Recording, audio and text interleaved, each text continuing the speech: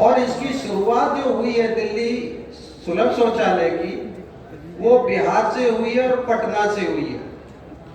और इनका निर्माण करने वाला जन्मदाता विद्येश्वरी पाठक है, ब्राह्मण है। और ये पटना में गांधी मैदान से रिक्शे वालों के लिए शौचालय शुरू किए गए थे। यानी रिसर्च वहां हुई पटना में, इंप्लीमेंट दिल्ली में हुआ।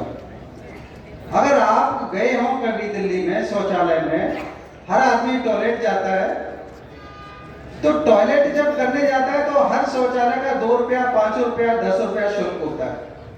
आपने कभी नोटिस नहीं किया होगा कि वहां पर सफाई करने वाला तो हमारा आदमी होता है शौचालय में, लेकिन जो कलेक्शन पर बैठता है वो तिवारी ही मिलेगा।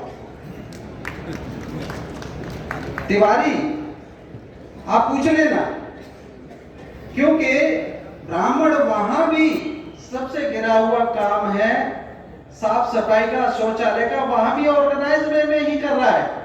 यानी कलेक्शन की जगह पर भी हमारा आदमी को अलाउड ही नहीं किया।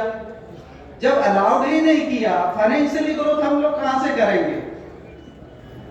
तो वो उस लेवल पर जो सोचता है, उस लेवल पर तो हम दूर दूर तक नजर नहीं आते। लेकिन जब सफाई का काम आता है तो हमारा शेड्यूल कास्ट का आदमी मिलेगा, कलेक्शन पे वो मिलेगा। तो जब जो है वहां शौचालय तक वो फाइनेंस सोचता है, तो देश का जो बजट है, आज तक हमारे लोगों को यही मालूम नहीं हमारे देश का बजट कितने लाख करोड़ का होता है।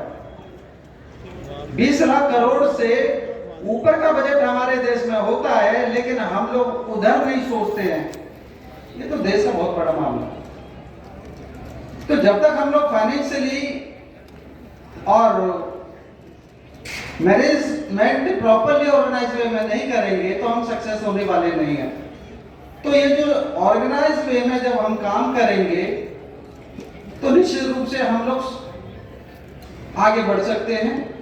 और जो हमारा दुश्मन इतना शातिर है, इतना चालाक है, ऐसे ऐसे शब्द गढ़ता है, उन शब्दों का हम लोग अभी तक अर्थ नहीं समझ पाते, क्योंकि ब्राह्मण शब्दों का निर्माता है। उसके यहाँ फैक्ट्रियां बनती हैं, शब्दों की फैक्ट्री खुली हुई है। उन शब्दों के अर्थ जब हम समझने लगेंगे, समझेंगे, इंप्लीमेंट करेंगे, निश्चित रूप से हम लोग आगे उससे, अपनी गुलामी से हम लोग मुक्त हो सकते हैं। क्योंकि हमारे समाज के पास नजर तो है, इसमें कोई शक नहीं है, सबके पास 2 आंखें हैं, लेकिन